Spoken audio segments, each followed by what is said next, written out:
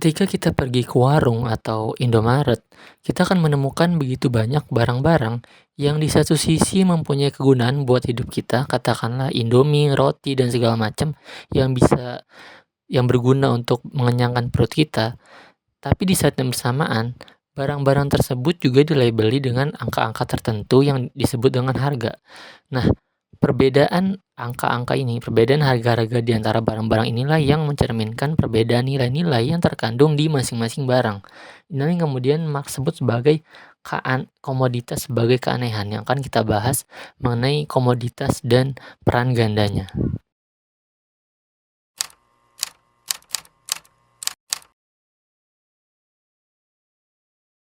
Barang-barang yang ada di warung, Indomaret, atau Alfamart itu basically adalah ya komoditas gitu loh. Ketika kita ke Indomaret, ketika kita ke warung, kita akan melihat begitu banyak komoditas. Komoditas yang berbeda-beda, ada kopi, ada Indomie, ada minuman, ada aqua segala macam. Itu adalah komoditas.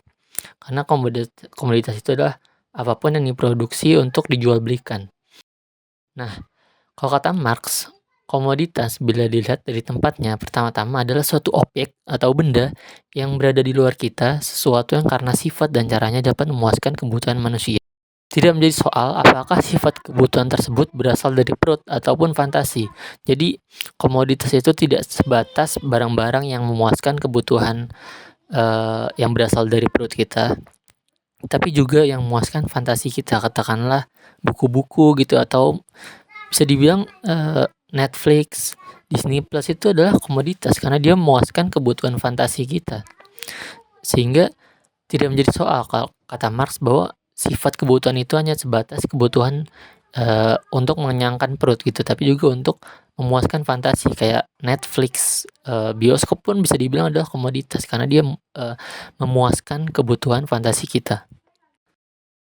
Selain konsumsi langsung atau ya kebutuhan subsisten gitu, kayak kebutuhan yang berasal dari perut dengan kita membeli makanan, atau kebutuhan yang berasal dari fantasi kita dengan bayar Netflix misalnya, tapi juga eh, konsumsi tidak langsung gitu, kayak misalkan alat-alat untuk membuat makanan, katakanlah oven atau kompor atau alat masak gitu. Yang Karl Marx di sini sebut sebagai alat-alat produksi, itu pun juga termasuk komoditas gitu.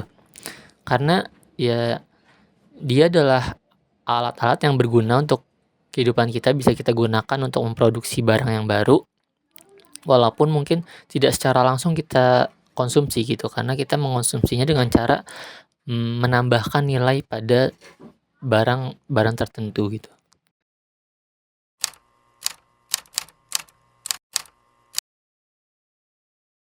Nah, balik lagi ke warung, kita akan melihat katakanlah ketika kita melihat Indomie, di satu sisi kita melihat Indomie itu sebagai komoditas yang bisa kita pakai untuk mengenyangkan perut, yang mana ini adalah cerminan dari nilai guna, di mana ketika kita melihat Indomie, kita tahu bahwa kita bisa mengolah Indomie tersebut untuk mengenyangkan perut kita.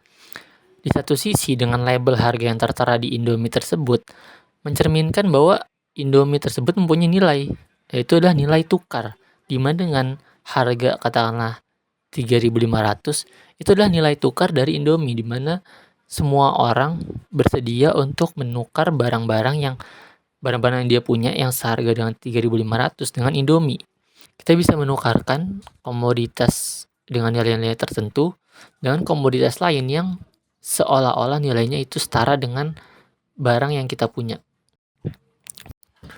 Basically nilai tukar itu adalah rangkuman dari nilai guna. Jadi nilai tukar ini adalah merupakan cermin dari hubungan kuantitas sebagai perbandingan antar nilai guna dari berbagai barang satu sama lain. Ketika ada dua barang, maka nilai tukar itu adalah cermin dari perbedaan nilai guna dari kedua barang tersebut. Jadi misal ada bangku dan gelas.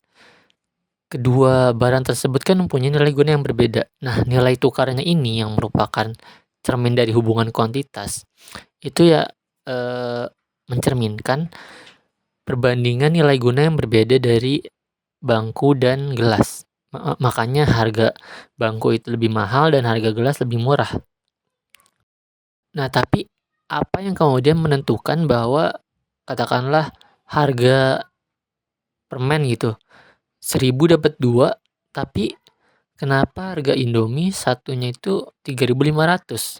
Nah, inilah yang kemudian, kita masuk pada teori nilai, menurut Karl Marx. Jadi, kenapa kemudian harga Indomie itu 3.500 tapi harga permen itu cuman gope atau 1.000, adalah karena kedua benda tersebut mempunyai nilai yang berbeda, dan nilai yang berbeda itu ditentukan oleh, socially necessary labor time, atau kalau bahasa Indonesianya itu, eee, waktu sosial waktu yang diperlukan secara sosial untuk membuat barang-barang tersebut. Misal dalam membuat, 1 unit permen, mungkin waktunya jauh lebih cepat daripada waktu membuat 1 unit Indomie gitu, karena mungkin secara proses produksi pembuatan Indomie mungkin sedikit lebih rumit dari pembuatan 1 bungkus permen. Makanya, eee, misal SNLT, socially necessary labor time, waktu yang secara sosial diperlukan untuk membuat 1 bungkus Indomie adalah, berapa ya, 5 jam lah. Tapi 1 bungkus permen, SNLT-nya itu misal cuman 2 jam. Nah, inilah yang kemudian, eee, menentukan nilai yang berbeda dari 1 bungkus permen dan 1 bungkus Indomie. Sehingga ketika dicerminkan dalam nilai tukar dalam bentuk harga, nilai Indomie itu ya 3.500 dan nilai 1 bungkus permen itu mungkin gope atau 1.000. Nah, inilah yang menentukan nilai dari masing-masing barang yang berbeda.